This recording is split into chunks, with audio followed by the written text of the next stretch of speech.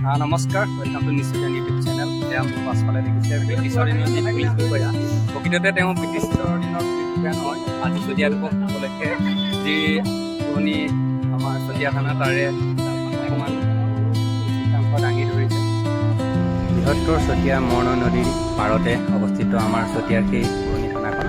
আহক আমি ভিতৰলৈ সোমাই যাওঁ আৰু সেই পুৰণি স্মৃতিবোৰ এবাৰ মন্থন কৰোঁ।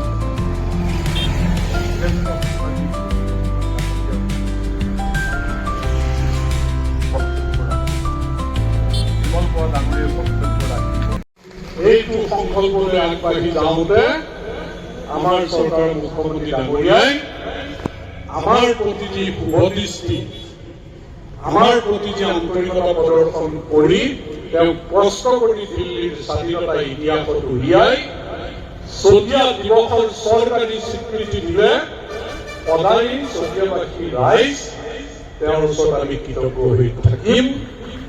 আৰু তেওঁ সপোনৰ এই প্ৰজেক্টটো পূৰ্ণ কৰিবৰ কাৰণে যিখিনি কথা চিন্তা পৰিকল্পনা কৰিছে তাত চতিয়াবাসী ৰাইজে সহযোগিতা আগবঢ়োৱাৰ প্ৰতিশ্ৰুতিৰে মই আপোনালোক সকলোকে শ্ৰদ্ধা জনাই মই এষাৰ সামৰিছো।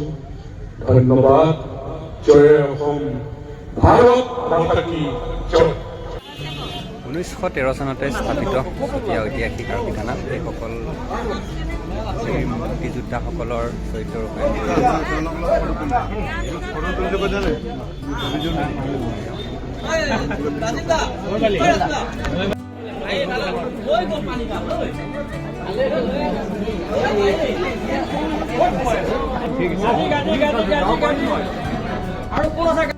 আমাৰ ছাৰে অকণমান বুজাব আমাৰ চতিয়াৰ যি ইতিহাস। নমস্কাৰ। আজি চতিয়াবাসীৰ বাবে এটি একে গৌৰৱৰ দিন। 1942 চনৰ অসহযোগ আন্দোলনৰ সময়ত চতিয়া থানাই যি ঐতিহ্য ৰক্ষা কৰিলে, চতিয়াবাসী ৰাইজে যি ত্যাগ কৰিলে, সেই ত্যাগ সঁচাকৈয়ে স্মৰণীয় হৈ ৰ'ব। আজি 20 আগষ্ট তাৰিখ। চতিয়াই বিগত বৰ্ষৰ দৰে এই বছৰ দ্বিতীয় বাৰ্ষিক চতিয়া দিৱস হিচাপে উদযাপন কৰিছে। সঁচাই আনন্দিত হৈছোঁ, আমি গৌৰৱান্বিত হৈছোঁ। কাৰণ 1942 চনত বিনা ৰক্তেৰে চতিয়াৰ এই থানাৰ ব্ৰিটিছৰ পতাকা নমাই আমাৰ ভাৰতীয় পতাকা উত্তোলন কৰি যি গৌৰৱময় উজ্জ্বলতাৰ নিদৰ্শন দিলে, আমাৰ এটা নৱপ্ৰজন্মৰ বাবে আদৰ্শ হৈ ৰওক, তাকে আমি কামনা কৰিছোঁ। জয় আই অসম, সদৌ চতিয়া দিৱস। ধন্যবাদ। ইয়াতে আপোনালোকৰ পুৰণি ফটোসমূহো আছে, নতুনসমূহ আছে, দেখিব পাৰিছে। পুৰণি বেৰবোৰ সম্পূৰ্ণ জহি হৈ গৈছিলে, পুনৰ নিৰ্মাণ কৰাৰ পিছত বৰ্তমান এয়া দেখিব পাৰিছে খুব সুন্দৰ সজাই তোলাই ৰখা হৈছে।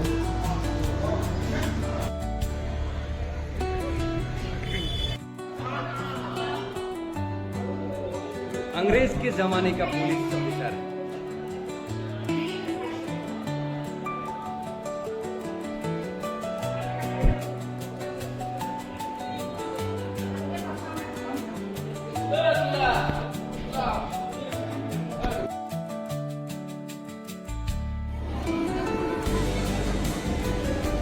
এখন ফুলাম সমস্যা লগতে এখন চেয়াৰে কৰে।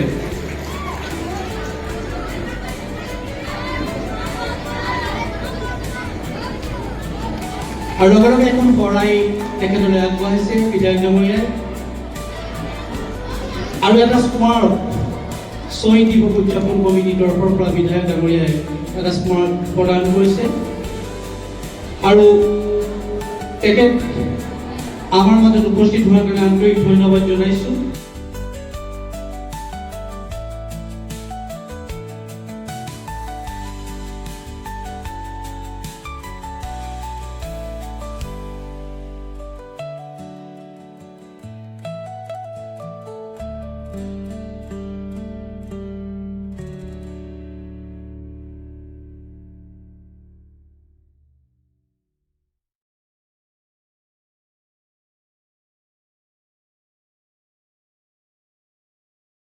উপস্থিত হৈছে তেখেতক অকণমান মৰম যাচিব বিচাৰিছোঁ।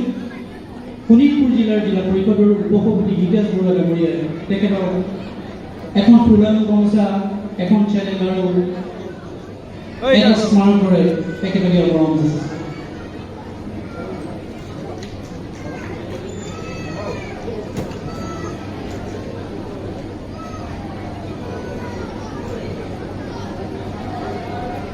এখন শৰাই আৰু এটা স্মাৰক তেখেতলৈ প্ৰদান কৰিছে